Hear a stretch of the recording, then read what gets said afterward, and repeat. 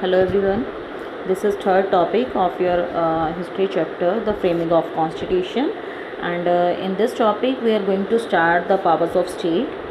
So let us start. In this topic we will learn about the powers of state and the distribution of powers between the center and the states according to the framing of constitution. So let us start.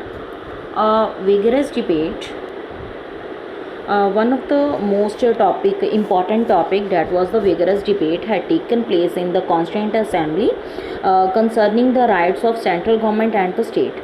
और जो एक vigorous debate थी, एक strong debate थी, वो constituent assembly में हुई किसको लेके कि rights of the central government and states जो हैं, जितने भी राइट्स हैं, अधिकार हैं, वो सेंट्रल गवर्नमेंट या स्टेट गवर्नमेंट के पास कितने होने चाहिए, उसकी डिस्ट्रीब्यूशन को लेके। जो जवाहरलाल नेहरू थे, he was written a letter to the president at that time कि in which he indicated that a weak centre would not be the favourable for the country. That means he wanted a strong centre at that time. और वो समझते थे कि अगर centre जो है वो कमज़ोर होगा, उसके पास उतनी शक्तियाँ, उसके पास उतने राइट्स नहीं होंगे, उतने अधिकार नहीं होंगे, तो सेंटर जो है वो अच्छे से जो है वो काम नहीं कर सकता। So the important matters of the common concern speaking for the whole country in the international sphere में भी वो उतना काम अच्छे से नहीं कर सकता अगर एक जो है वीक सेंटर होगा। So there are 3 lists provided in the draft of constitution: union, state and the concurrent list. In subjects में रखा गया कि फर्स्ट लिस्ट जो है that were the under the central government, और सेकंड लिस्ट जो जितने भी उसके सब्जेक्ट थे तो वो मैटर किससे रिलेट करते थे, स्टेट से। एंड जो थर्ड लिस्ट थी, कॉन्करेंट लिस्ट थी, उसमें सेंटर और स्टेट जो हैं, ठीक है, वो दोनों में शेयर होती थी। तो इसमें बहुत सारे जो एक सेंट्रल जो कंट्रोल था एक स्ट्रॉन्ग रखा गया, और एक कॉम्प्लेक्स सिस्टम जो था एक फिजिकल फेडरलिज्म का, तो वो मैंडेट किया गया कि कॉन्स्टिट्यूशन को। बहुत सारे नेक्स्ट वन है कि के सन्नाथम जो थे उस वक्त मद्रास में, he was in the favour of rights of state. वो जवाहरलाल नेहरू से जो है वो बिल्कुल ऑपोजिशन पे थे, और वो चाहते थे कि जो राइट्स हैं एक स्ट्रॉन्ग सेंटर के साथ साथ जो स्टेट्स हैं उसको भी राइट्स जो हैं वो उतने ही मिलने चाहिए। वो समझते थे कि he felt that reallocation of powers of the state and the centre is necessary if the centres to be overburdened with the responsibilities then it could not be work properly.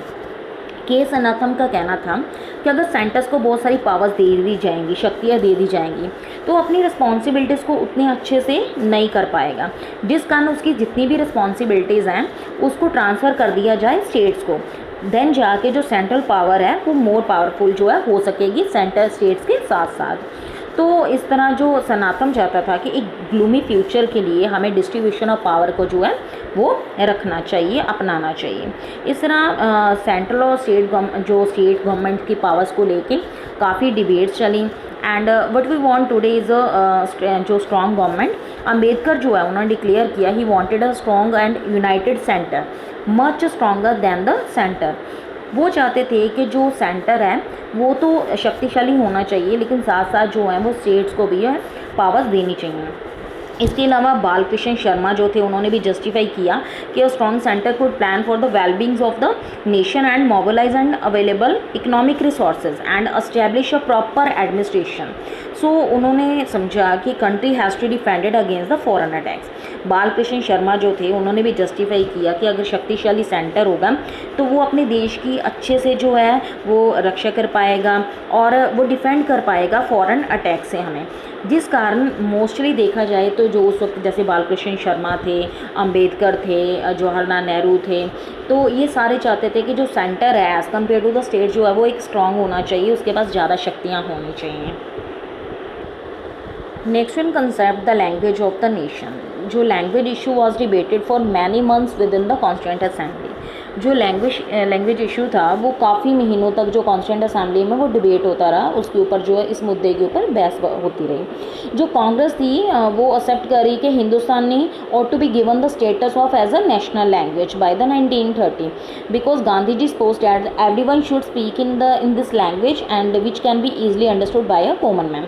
And Hindustani which was a blend of Hindu and Urdu, and it was a popular language among most of the people of India.